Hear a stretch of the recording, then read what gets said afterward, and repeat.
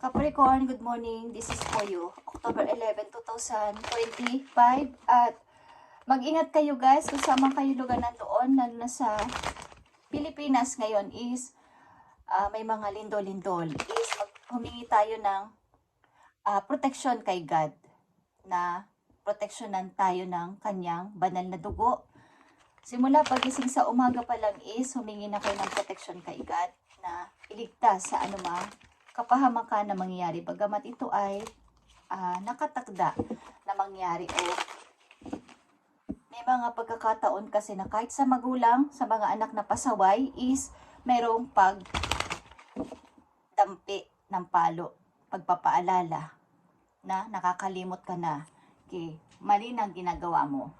So may mga ganun lang na dapat na may matandaan at malaman ng ibang tao.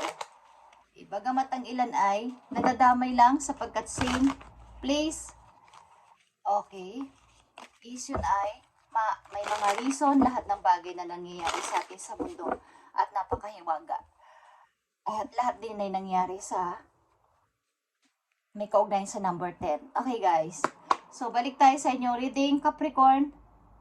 October 11, 2025. Financial and career andito. Tingnan natin ito mamaya guys.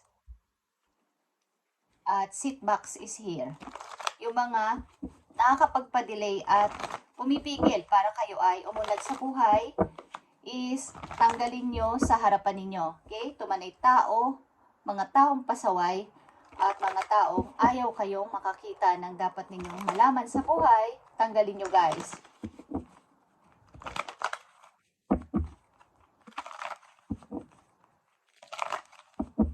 Message for you, Capricorn. At nandito ang happy change. Katulad ng mga 10 of Swords, 10 of Wands, is may mga bagong mangyayari sa inyong buhay. Kung tuloy-tuloy lang sa pag-step up forward, wag nang mag-setbacks. Kumbaga, ang ilan sa mga nandito ay nag-i-step, bumabalik ulit. So, hindi nakakapagpatuloy. May kaunting takot. Ilan sa inyo ay naririnig na ng inyong mga angels ang inyong paghihiling na gusto nyo ng changes sa buhay ninyo.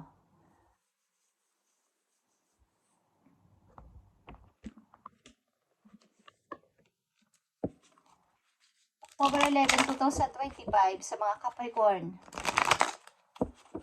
Ano ba ang dapat ninyong malaman today? Dapat malaman ng mga Capricorn. May kaugnayan man to sa inyong pamilya, karelasyon, mga anak, dapat ninyong malaman today, October 11, 2025. May mga away-away sa paligid ninyo, Capricorn. Struggle, okay? Trouble sa pamilya. Rival. Ako ang tama, ako ang dapat nandoon, ako dapat ang magtagumpay, ako dapat ang nandyan. Okay, Capricorn, may mga nakikipag-rival sa inyo sa paligid. Tumanay trabaho. Ano ba ang dapat ninyong malaman, Capricorn? Sa kabila ng mga ganitong pangyayari sa buhay ninyo is maaaring ang ilan sa inyo ay hindi pinapansin ito. Sapagkat okay naman ako. Okay yung trabaho ko. Okay naman yung pasok ng money sa akin. At maraming gustong makamit din kung ano ang meron kayo sa ngayon. At maaaring ko to sa pag-ibig, guys, may mga taong gusto kayong hingin ang atensyon ninyo na ako ang nababagay sa iyo, Capricorn. Ako ang dapat mong piliin, Capricorn. Okay, kung sa pag-ibig ito. Anong dapat pa ninyong malaman? Dapat ninyong malaman na kailangan nyong, kung kayo ay puspusan sa pagtatrabaho sa inyong kasalukuyan, halos overtime na kayo at mahabang inyong time sa trabaho is, isipin nyo paminsan-minsan pa rin ang pagpapahinga at pagcha-charge sa sarili ninyo. Huwag nyong abusuhin ang inyong katawan, Capricorn. Magbigay ng konting time at pagtulog. Kung kayo ay busy-busy sa pagtatrabaho at wala ng pahinga, bigyan ninyo ng time pamisa-misa na inyong sarili magpahinga at matulog, okay? Mag-ipon ng energy. Maraming gustong gumaya kung ano ang meron kayo ngayon at kung ano na ang nangyayari kay Capricorn. Maaring gustong humingi ng atensyon ng mga tao na to, ito man ay sa pag-ibig o sa inyong family. Maaaring sila ay nagpapapansin sa inyo dahil okay ka na. Okay na ang mga Capricorn. Isang message pa dito. Okay, maaaring kayo ay lumayo sa inyong magulong tahanan, magulong pamilya, at pumunta sa isang lugar na alam ninyo magkakaroon kayo ng peace of mind. At yun yung ikinakasaya ng puso nyo sa ngayon. Yung pagkakaroon ng peace of mind. At kahit mag-isa kayo o solo sa buhay, okay, kung kayo walang kasama sa ngayon o may kasama kayong nakakaintindi sa inyo, is doon kayo masaya. Okay? Tingnan natin na inyong career or finances. Comfort. Katulad ng sinabi ko, ilan sa inyo is umaayos na ang buhay, umaayon sa inyo ang kapalaran. This time, kung dati-dati is, ang example dito ay yung paghiga ninyo sa matigas na higaan. Sa ngayon ay meron na kayong kutsyon, okay? Meron na kayong magandang kumot, katulad ng pusa na to, guys. Alam nyo ba ang pusa is, ang gusto niya ay yung maayos ang buhay, maayos ang kanyang tirahan. Kung siya ay inyong itinira sa bahay, hindi nyo pinapalabas, gusto ng pusa ay lagi nakahiga sa malambot na kama. Magandang kumot. Katulad ng pusang ito na ayaw niya dito sa matigas. Okay? Sa kahoy na to, sa tabla na higaan. Bagamat carpet yung nasa ibabaw nito is, mas pinili niya dito sa sa kutsyon o sa malambot na higaan. Pag ang ilan sa inyo ay umaayos-ayos na ang buhay, okay, you're about to enter the most comfortable period of your life. Kung hindi pa to nangyayari sa inyo, Capricorn, na nandito sa reading, mangyayari ito sa inyo sa lalong madaling panahon. At iisipin ng mga tao na to na magpapansin sa inyo sapagkat iba na si Capricorn ngayon. Okay? While you may not be wealthy, you will live comfortably.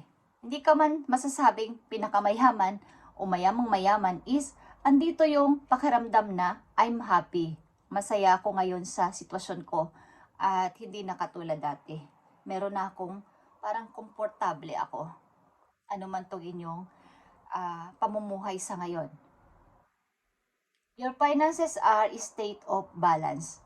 Nasa balance ang inyong pera o finances, hindi naman nagigipit, hindi rin naman masyadong high o mataas. Kumbaga, nasa tama lang ang inyong paggastos, nasa tama lang ang inyong kinikita, at okay na kayo doon. Ilan sa inyo ay komportable kung anong meron kayo sa ngayon. Okay? Capricorn, masaya nang nakakatulog, masaya nakakapag-isip, masaya nakakapahinga. Kumbaga dati ang daming problema.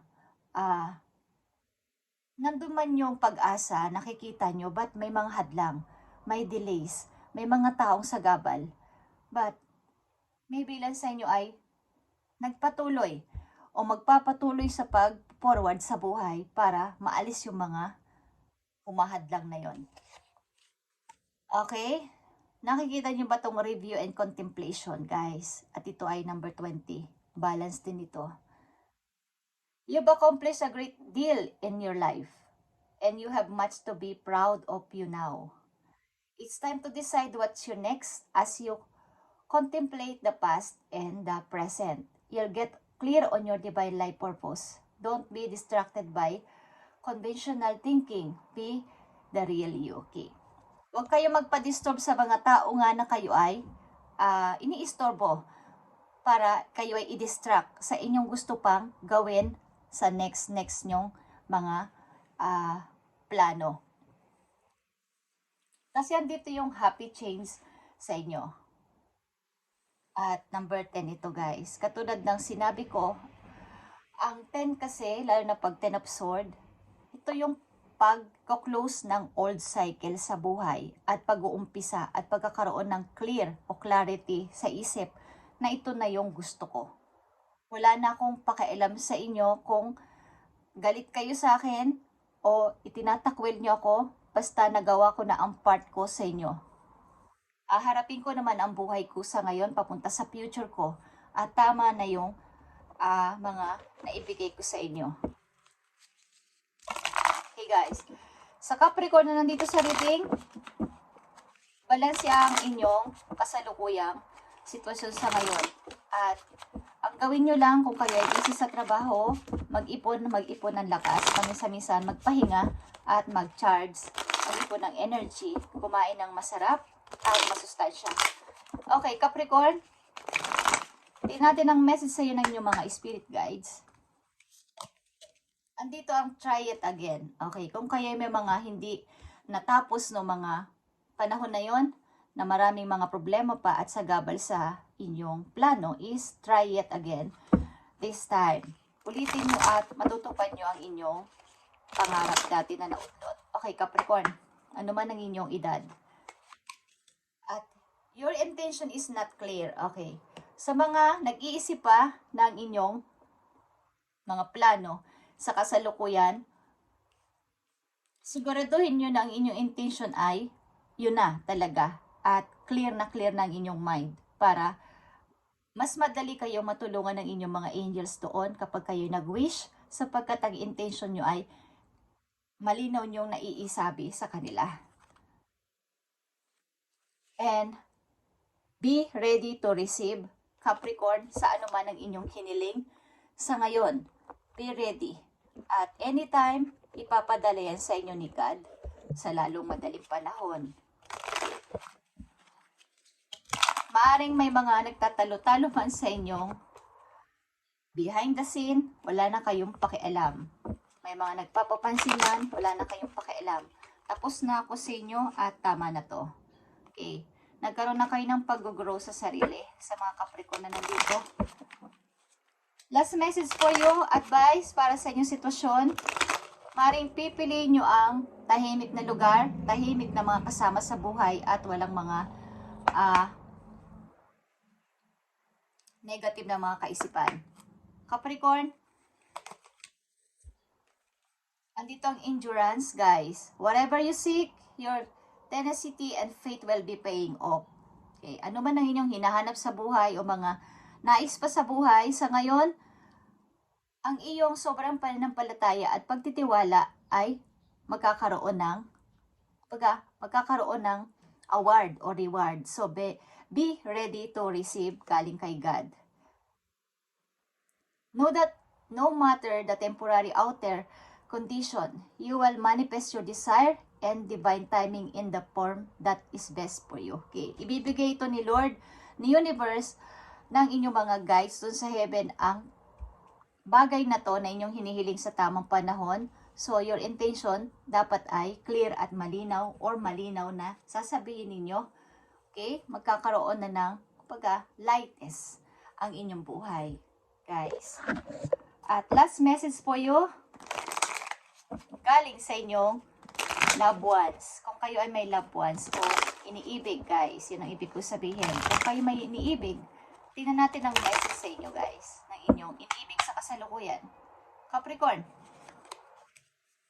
I'm yours forever and ever. Okay, yan ang sabi sa inyo ng iyong mahal, ng inyong love, is ako'y sa'yo forever and ever. So, ang inyong minamahal ay honest sa inyo at kayo lang. Sa inyo lang nakatingin, nakapokus ang mata ng person na to, Capricorn. Okay, huwag kayong mag-alala. At ang person na to ay nangangako sa'yo na ikaw lang o sa'yo lang siya forever and ever. Okay, kahit magsawa ka pa sa kanya. Okay, ang mga Capricorn na nandito sa reading ay magiging maayos ang buhay. Nagkakaroon ng komportableng pamumuhay at matutupad ang pangarap. Ang gawin nyo lang dito ay huwag nyong pansinin ng mga tao na to na pilit at pilit kayong dinidistract sa inyo maayos at umaayos na sitwasyon sa ngayon. At panatilihin ang pagpapahinga, bagamat anuman ang busy ninyo sa buhay, mag-charge, at pumunta sa mga lugar o mga tao na dapat yung samahan sa mayroon kayong peace of mind o magkakaroon kayo ng peace of mind. Capricorn, this is your reading today at God bless sa inyong lahat guys kung saan at sa anuman kayong lugar nandoon. At lalo na ngayon sa Pilipinas, kung kayo nasa Pilipinas guys is mag-ingat kayo sa mga lindol na nasa paligid. Okay, anytime is maaring meron. Okay, so kayo ay magpa-cover sa banal na dugo ni Lord at para proteksyonan kayo anuman ang dumating is kayo ay magiging invisible sa mga sakuna na to. In Jesus name, Amen. Capricorn, thank you and God bless sa inyong lahat guys.